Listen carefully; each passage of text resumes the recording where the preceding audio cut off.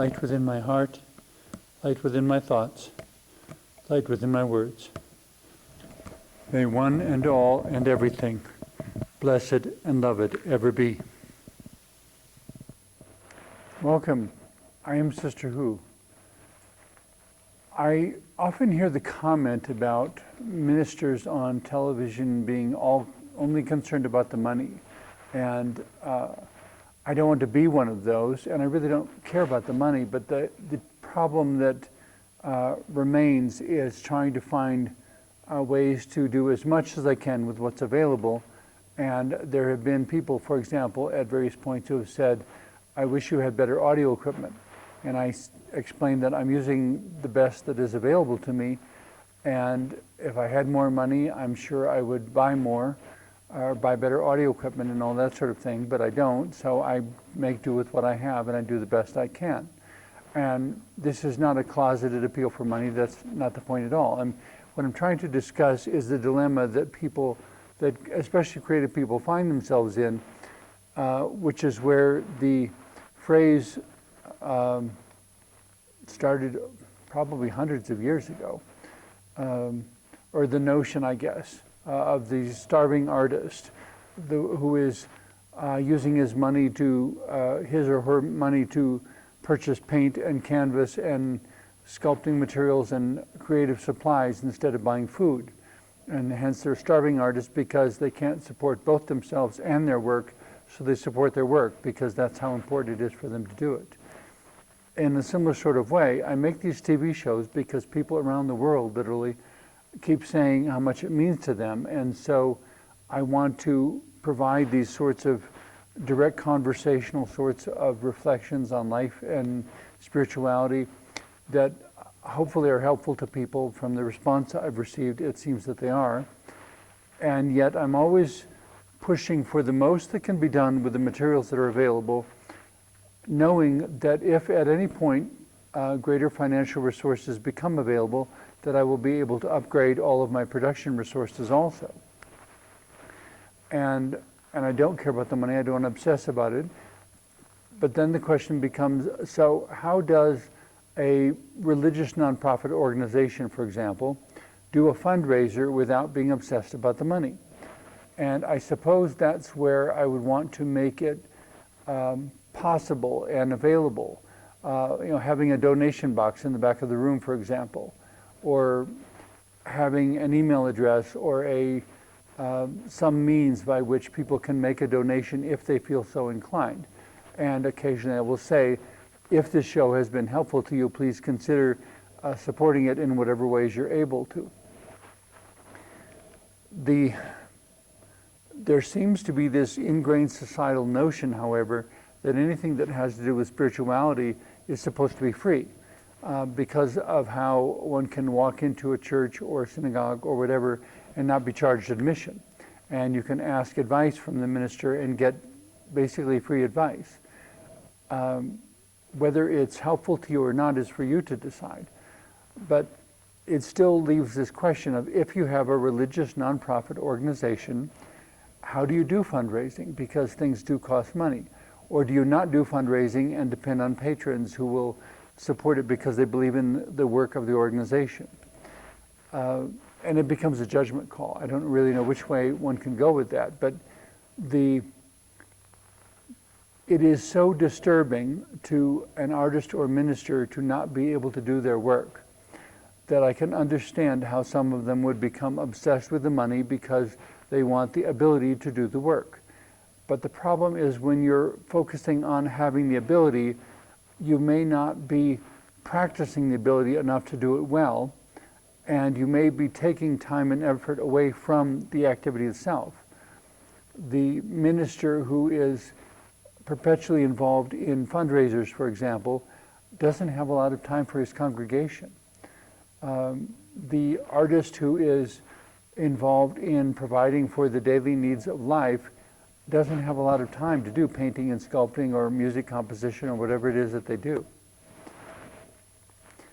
So I guess that explains how monetary obsession and corruption could creep in almost unnoticed, because it would seem that the person is simply doing what's necessary. And yet at the same time, that's where I would say you have to take time out every so often to remind yourself of why you're doing what you do. And that if the means are ever so restricted by whatever cause that you cannot do the work you are meant to do, the only thing I can say is to find a less expensive way of doing it. And if that means, for example, that I couldn't buy yarn, that I couldn't buy paint, that I couldn't, that might mean that I have to go out in nature and find pieces of driftwood or rocks or natural pigments, anything that can be a found object that no one is going to charge you money for it, and what can I make out of this? If I find an old piece of wood that nobody wants, do I have anything to carve with so that I can begin to carve it into a sculpture? If I suppose in some ways it goes back to the Native American sand paintings. They had to use what was available, and so they lived in a southwestern desert climate, so they used the sand that was around them. They simply found ways to color it so that they could make different symbols and configurations, and then they give it ritual purposes. So that it wasn't just sand painting as an extracurricular activity that I did because I was bored. It was sand painting that became an expression of who they were and what they believed and their prayers, illustrating their prayers with colored sand, because it was something you didn't have to buy from a store. It was something that you could find, and that there were ways to tint it and then ways to manipulate the different colors of sand so that they formed a picture.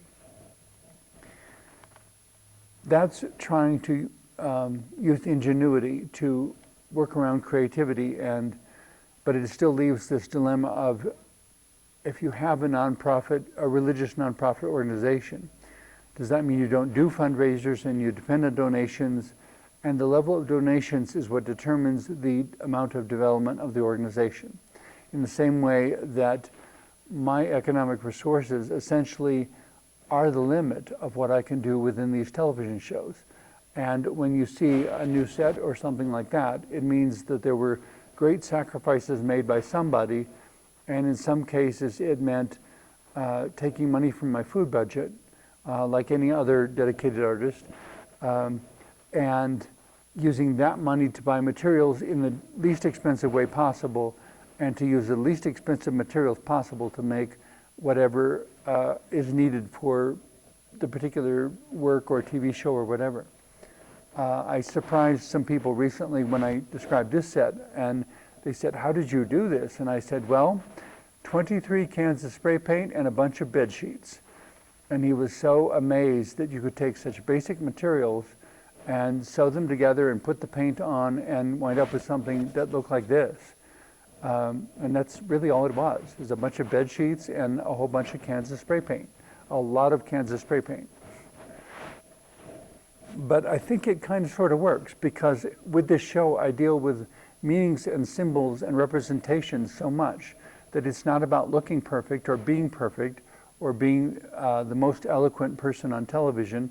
I always wish I was more eloquent than I am, but at the same time, there's something a number of viewers have told me about being so, as they put it, real, that it gives the words I speak more energy and more, I don't want to say more power, but more relevance, more, they're not just, it's not just making small talk, it's not just saying something to fill the time, it's saying what is really in my heart and what I'm really wanting to communicate. There are a lot of songs, for example, bridging to something similar but different. When I went to an acting school many years ago, and one of the classes was called vocal production, which we would use singing, but the teacher was very direct in the first class. This is not a singing class, this is about vocal production, how we use our voices.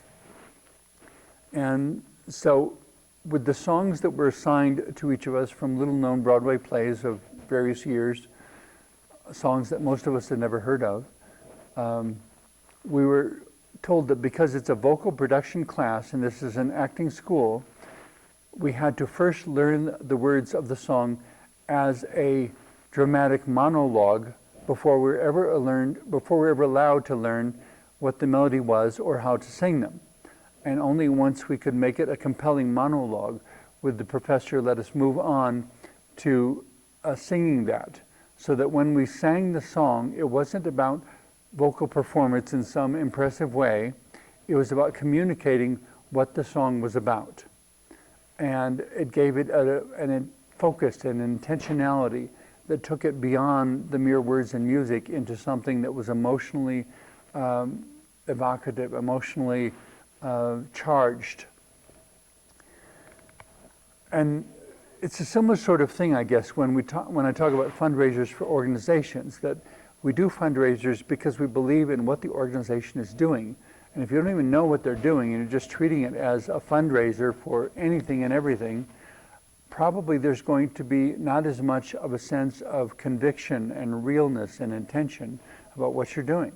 But if, for example, when I was helping with fundraisers that focused on preventing teenage suicide, the people who were there understood the importance of the purpose for which they were raising funds and why this is so important, and that we don't want there to ever be a time where somebody needs professional counseling or support or something because they're going through an extremely difficult mental and emotional time, and they need help because there are a lot of challenges in life that no one should ever be expected to face alone. There are just upsets and loss of a loved one, all sorts of different things that the emotional toll on a person is so high that there's a phrase that it takes a village to raise a child. And I usually answer that with, it takes a village to do a lot more things than just raise a child.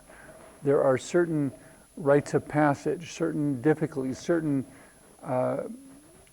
catastrophes. Somebody who has an accident, a motorcycle accident, for example, and winds up paraplegic after the accident because of a spinal injury. It takes a village to help that person adjust to a totally new way of dealing with life. There are people who were born with hearing and went deaf, people who were born with sight and went blind. Those sorts of massive transitions, in my humble opinion, it takes a village to help a person get through something like that. Well, at these fundraisers for preventing teenage suicide, it needed to be that kind of understanding that sometimes it takes a village to help a particular youth survive the teenage years. The teenage years are some of the most difficult in a person's life because one is transitioning from being a youth to being an adult and redefining who and what one is and encountering attractions to other people, whether it's the same sex or an opposite sex. Whoever, as messed up as the world is, those who find love in any form whatsoever are the lucky ones. So I really don't think the rest of us should be getting in the way just because they fell in love with someone of whom we don't approve, or you fell in love with the wrong person, or the wrong kind of person, or the wrong race of person, the wrong ethnicity, the wrong religion. Love is love, and I'm not prepared to say that any of it is wrong, but love doesn't necessarily make things easy. It makes things complicated, and it gives you more to consider as you're trying to figure out what is the best way to respond to this. The other thing I wanted to bridge to in talking about the fundraisers and having this central purpose, such as preventing teenage suicide, and to make it about preventing teenage suicide, not about raising money, so that you wind up with an organization that really only knows how to raise funds, not how to prevent teenage suicide. In a similar sort of way, I've often wondered, how does anyone coexist with political corruption?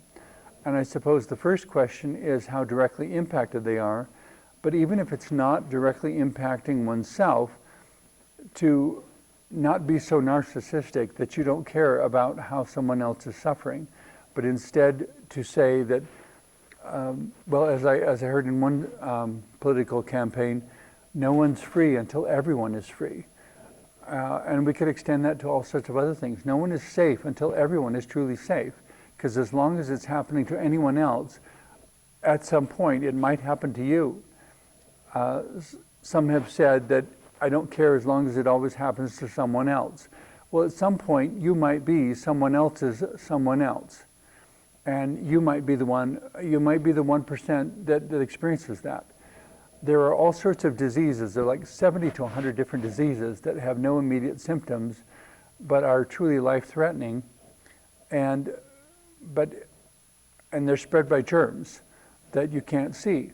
And so it becomes this duty that we all have to practice good hygiene and wash our hands and wash the doorknobs on a regular basis, and encourage stores to have motion sensor doors so that no one has to touch them. They just get to walk in and out of the store when they need to. These are all things we do to prevent the spread of germs and help keep each other healthy. In political situations, it's a similar sort of thing where we elect people who we hope will make wise decisions on our behalf. When they are subjected to so many different pressures that they are giving in to hidden agendas from corporations and individuals and religious agendas and all sorts of things.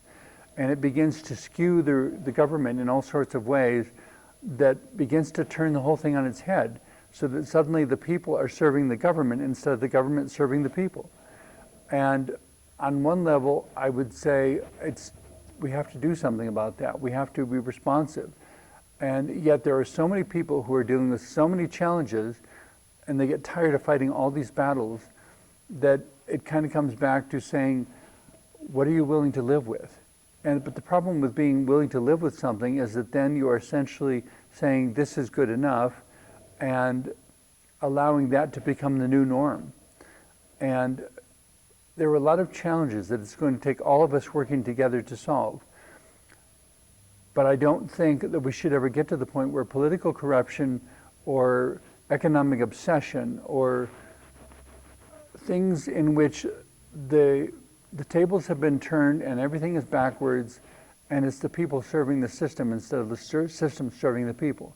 We have to get back to love one another and elect honest politicians and get the corporate influences out of government so that the politicians can focus on what is truly good law, what is truly justice, what is truly the virtues with which we want our government and our country and our communities to be associated.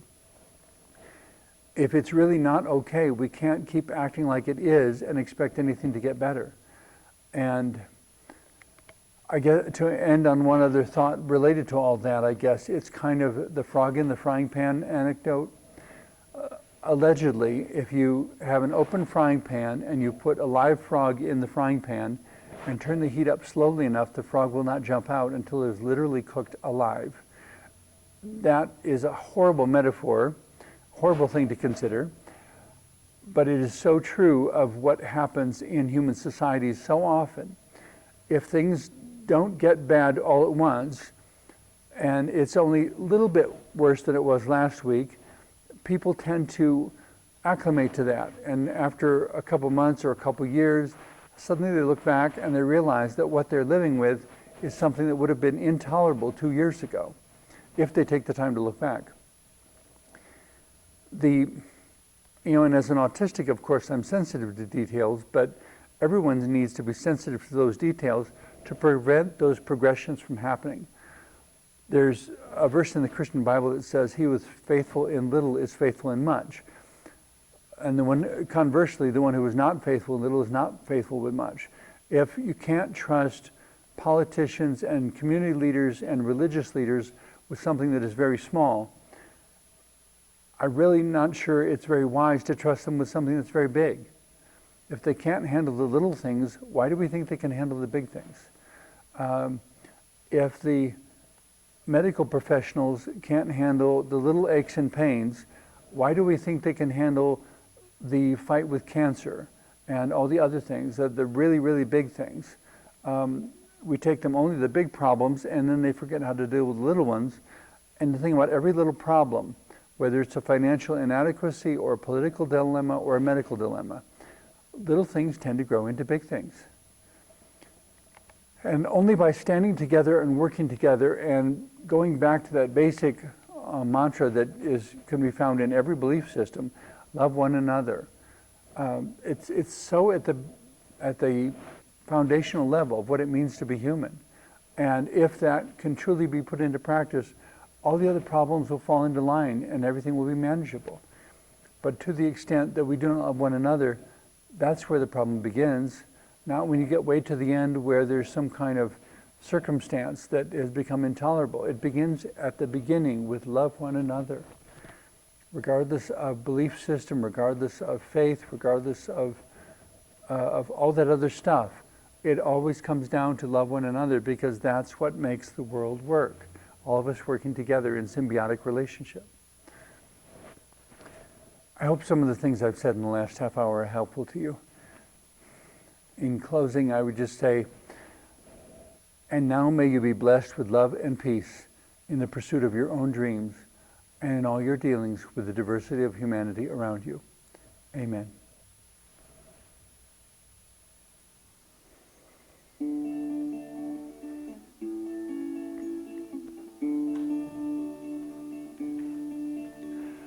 Hands holding hands can hold the world. Hearts holding hearts can live anew.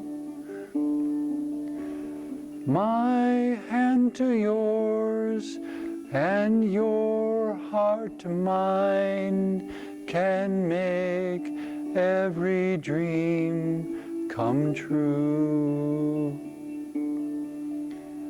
Hands holding hands can hold the world. Hearts holding hearts can live anew. My hand to yours and your heart to mine can make every dream come true. Hands holding hands can hold the world. Hearts holding hearts can live anew. My hand to yours and your heart to mine can make every dream come true.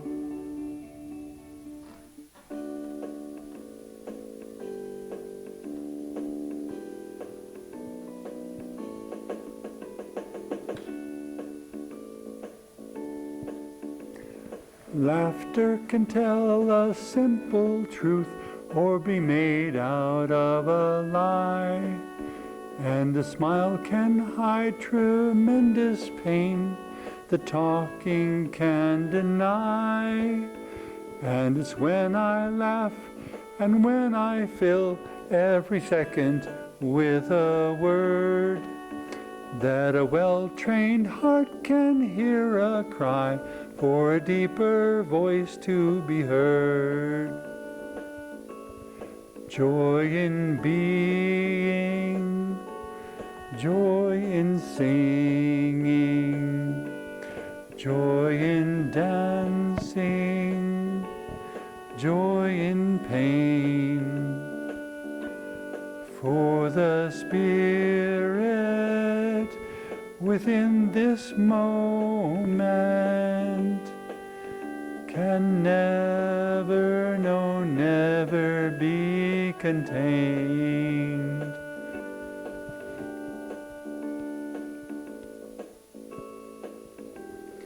Happiness is a dancing breeze, a fluttering butterfly. But when summer's gone and autumn too, it's just a memory of days gone by. But go on, dig a little deeper now within the struggles of each day, and you will find that there's more to you than what other people say. joy in being, joy in singing, joy in dancing, joy in pain. For the Spirit within this moment can never, no, never be contained.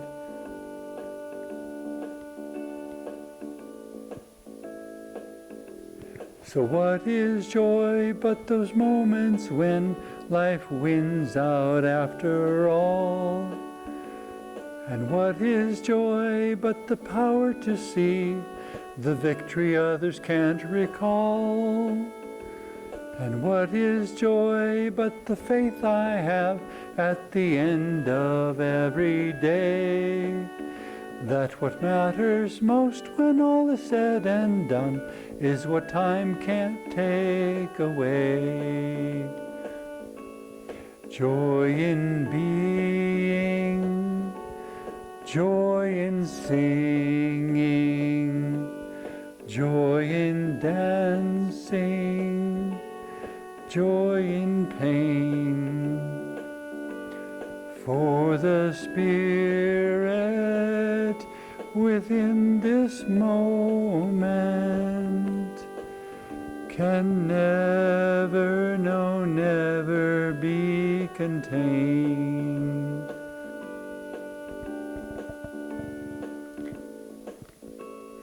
For the Spirit within this moment can never, no, never be contained.